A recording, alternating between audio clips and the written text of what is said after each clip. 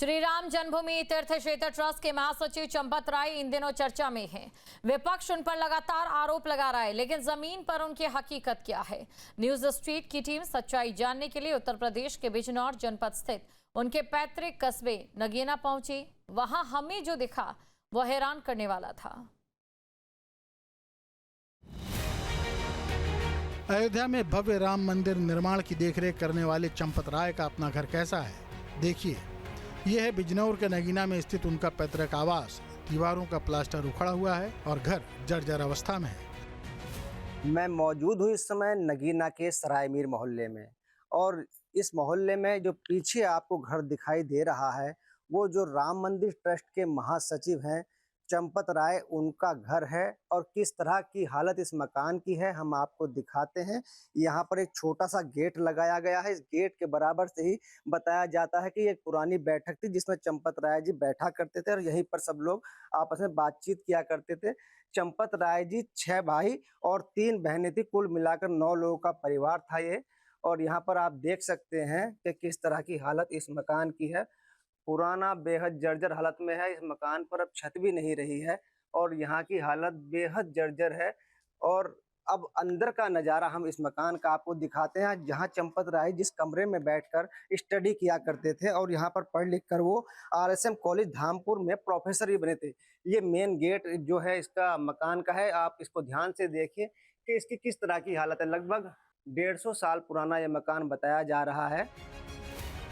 6 भाइयों और 4 बहनों के बीच बड़े परिवार में दूसरे नंबर के चंपत राय ने सालों पहले इस घर को छोड़ दिया था। आज इस मकान में सिर्फ उनके सबसे छोटे भाई सुनील बंसल रहते हैं।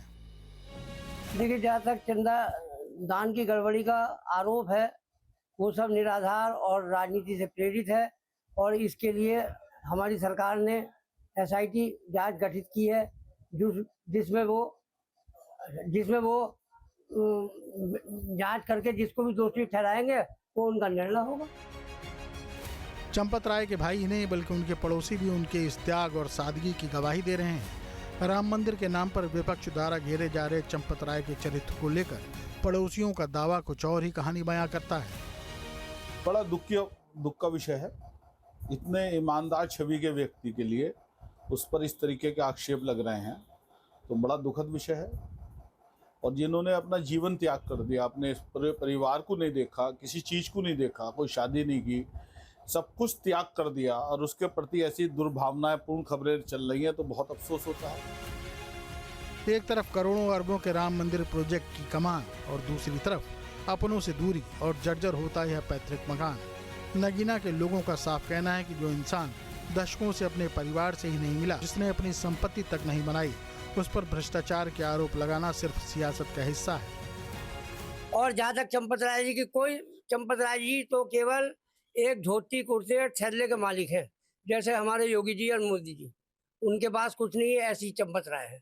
मेरे ख्याल से हिंदुस्तान में चंपत राय जैसा व्यक्ति कोई बिरला ही होगा, समझे जी। ये मोदी योगी से भी मैं कहूँगा इतनी बड़ी बात कि उनसे भी ऊपर है। और ये मोदी योगी जी भी जानते हैं, विपक्ष भी जानता है चंपत राय जी को और चंपत राय के परिवार को। क्योंकि एक छोटे से शहर का, छोटे से परिवार का साधारण व्यक्ति इतना बड़े ऊंचे ओहदे में बैठ गया है तो ये किसी भी व्यक्ति को, विपक्ष वालों को रास नहीं आ रहा है। अयोध्या के विवादों के बीच चंपत राय के इस पैतृक घर की तस्वीरें बहुत कुछ बयां करती हैं। भाई और पड़ोसियों के बयानों से साफ है कि चंपत राय का परिवार से अब सिर्फ नाम का रिश्ता रह गया है। ऐसे में विपक्ष के आरोप और नगीना की जमीनी हकीकत के बीच का यह अंतर इस पूरे विवाद को एक नया मोड़ दे रहा है। Team news state. आपके मोबाइल पर तुरंत आएगी ब्रेकिंग न्यूज। स्क्रीन पर सबसे पहले दिखेगी बड़ी खबर। देश दुनिया की हर खबर एक जगह। अब आपके मोबाइल पर तुरंत फटाफट इंस्टॉल कीजिए न्यूज नेशन ऐप और रखिए खुद को अपडेट।